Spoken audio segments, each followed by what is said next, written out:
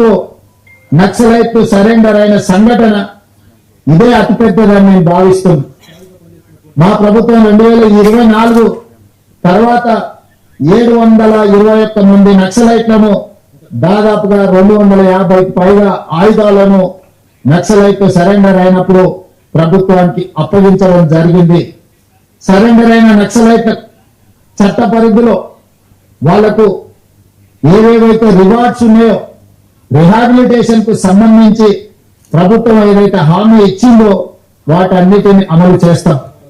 అదేవిధంగా దేవ్జీ దామోదర్ చంద్రన్న మాట్లాడినప్పుడు మీరు ప్రకటించిన రివార్డు తక్కువ ఉన్నది, మేము జీవితంలో కనీస అవసరాల కోసమైనా మేము జీవితం సాగించాలంటే కొంత అవార్డును పెంచండి, అదేవిధంగా నివసించడానికి ఇల్లు లాంటి వసతులను ఏర్పాటు చేయండి, ఎక్కడైనా అవకాశం ఉంటే వ్యవసాయం చేసుకోవడానికి కొంత భూమిని ఇవ్వండి, అదేవిధంగా సుదీర్ఘకాలం అడవులలో అజ్ఞాతవాసంలో పనిచేయడం వల్ల మా ఆరోగ్యం బాగా క్షీణించింది, మాకు వైద్య సహాయాన్ని కూడా అందించమని వారు మాకు విజ్ఞప్తి చేయడం జరిగింది.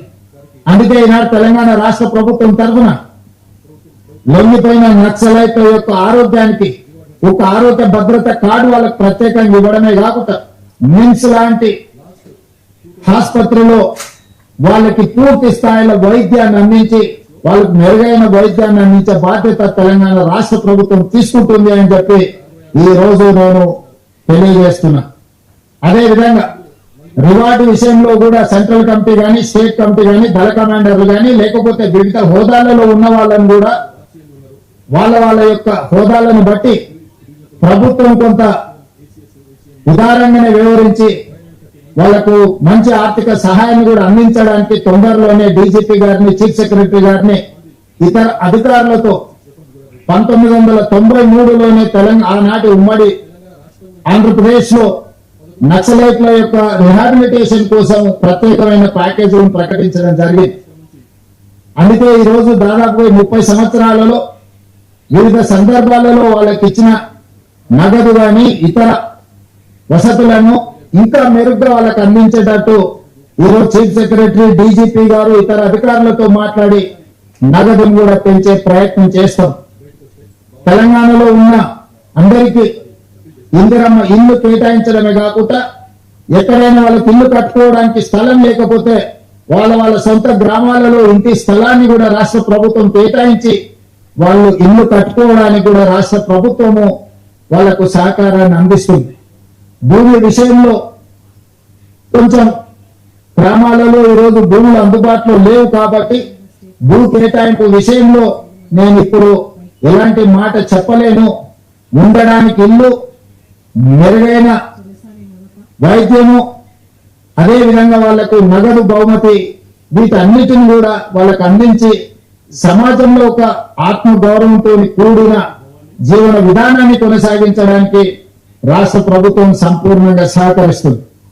ఇవన్నీ ఏర్పాటు చేసే ముందు రాష్ట్ర ప్రభుత్వం చెబుతున్న ఒకే ఒక అంశం, ఈ రాష్ట్రంలో హింస కుదరదు, హింస ద్వారా సమస్యలకు పరిష్కారం దొరకదు, హింసకు పాల్పడిన ఆయుధాలను తమ చెంత పెట్టుకున్న చట్టపరంగా ప్రభుత్వం వ్యవహరిస్తుందని అమిత్ షా గారు చెప్పడం జరిగింది. ఈ రోజు రాష్ట్ర ప్రభుత్వంలో ఉన్న సంస్థలే కాదు, కేంద్ర ప్రభుత్వానికి సంబంధించిన సంస్థలు కూడా ఈ యాంటీ నక్సల్స్ ఆపరేషన్స్ లో పాల్గొంటున్నారు. వీళ్ళకి సంబంధించిన సమాచారాన్ని కూడా ఎన్ఐఏ లాంటి సంస్థలు సంక్షిప్తంగా ఎక్కడికక్కడ సమాచారాన్ని సేకరిస్తున్నారు.